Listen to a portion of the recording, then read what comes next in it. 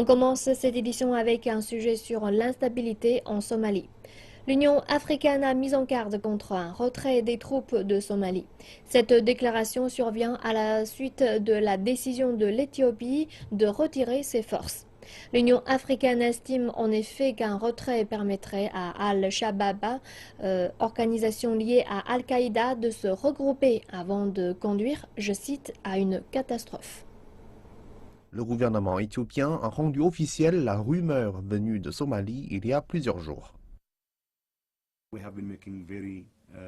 Nous avons pris la décision en pleine conscience et de façon responsable d'évacuer nos forces de nombreux secteurs de Somalie. Addis Abeba met en exergue le coût de la mobilisation et ajoute qu'il est temps que la communauté internationale aide l'armée somalienne à faire son travail.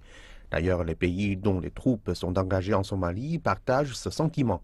L'AMISOM, la force de l'Union africaine, vise à se retirer dès l'année prochaine et le coût est un des éléments importants. Pour l'Union africaine, il s'agit d'un véritable casse-tête. Ici, les responsables s'accordent à dire que l'armée somalienne doit être renforcée et précisent que c'est la seule solution durable pour la Somalie. Mais un retrait trop rapide serait une mauvaise idée. Les raisons initiales pour lesquelles nous y sommes allés n'ont pas changé.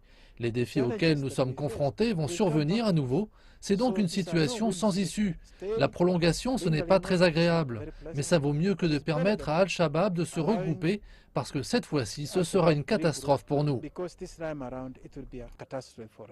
L'Éthiopie a environ 2000 de ses soldats en Somalie, des militaires qui agissent indépendamment de l'AMISOM. Ce sont ces forces qui se retirent. Déjà, Al-Shabaab s'est glissé dans la faille. Le groupe lié à Al-Qaïda a repris plusieurs villes abandonnées par les forces éthiopiennes. On fait également état de représailles contre des civils.